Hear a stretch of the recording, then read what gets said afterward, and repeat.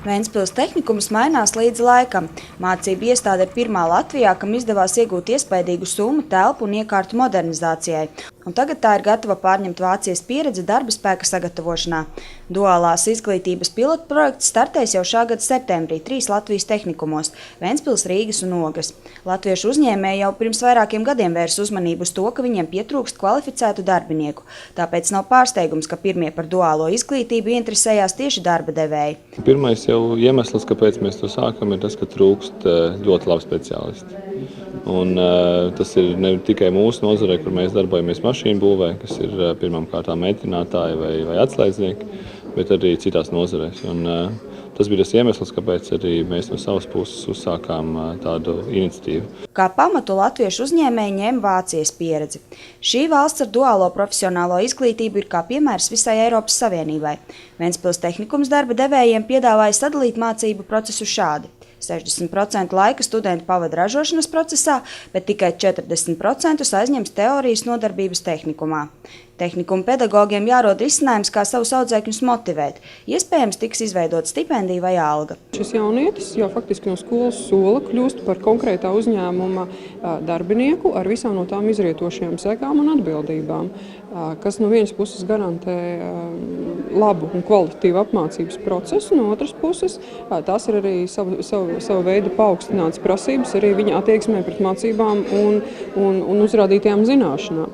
Protams, ka nenoliedzami, ka motivējoši būs arī šī stipendija jaunietim, kas faktiski saņems ļoti normālu šo darbu samaksu par mācīšanos un vienlaikus arī par šo pieredzes iegūšanu. Pilotprojekts jaunajai sistēmai startēs šogad septembrī, tomēr līdz tam laikam ieinteresētajām pusēm jāsadala pienākumi.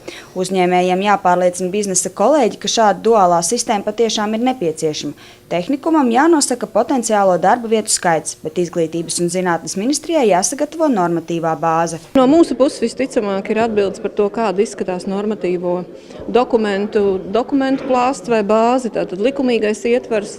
No mūsu puses visticamāk būs skaļākas, lielākas diskusijas sadarbībā ar pašvaldībām, ar Finanšu ministriju par finansējumu, sadalījumu, pārdalījumu vai cita veida finanšu modeļa atrašanu un meklējumu. Un neatkarīgi no tā visa mūsu diskusija būs par to, ka vairāk finansējumu nepieciešams piesaistīt izglītībā un tā skaitā arī profesionālai izglītībai. Mēs vēlamies šāda veida pilotprogrammu, duālās izglītības pilotprogrammu iedarbināt no 1. septembra.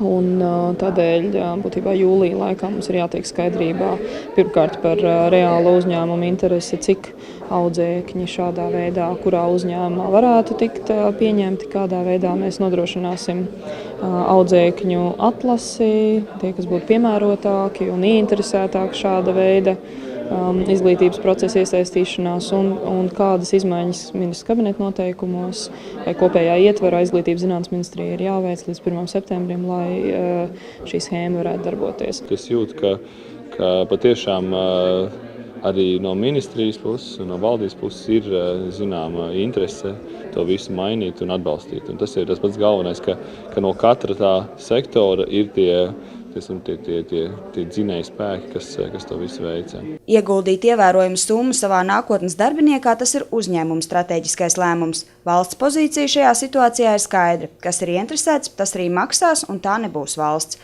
Projektā jāiesaistās tādiem uzņēmumiem, kas spēj reāli nodrošināt darba vietas pēc prakses iziešanas. Mēs duālo izglītību noteikti nevēlamies vienkārši nopirkt, nosacīti finansēt ar atlaidēm un dažādu veidu piedāvājumiem tādā veidā, ka uzņēmumu tāda strateģiska lēmuma nav jāpieņem. Tas paliek tik izdevīgi, ka būtībā visi mēģina to darīt. Tie uzņēmēji, kas ieradās uz konferenci, jau izteica vēlmi no septembra savos uzņēmumos apmācīt Ventspils tehnikuma audzēkņus un maksāt tiem algu. Savu vēlmi kļūt par partneri apstiprinājusi uzņēmumi Bucher Schörling Baltic, Ventspils metināšanas rūpnīca, uzņēmums Elektriķis, Heidmanas konto Latvija, UPB Energy, Dendrolite Latvija un Ventspils elektronikas fabrika. Gita Mārtiņsona, Irina Kurgānoviņš, Žodziņš, Kurzemes televīzija.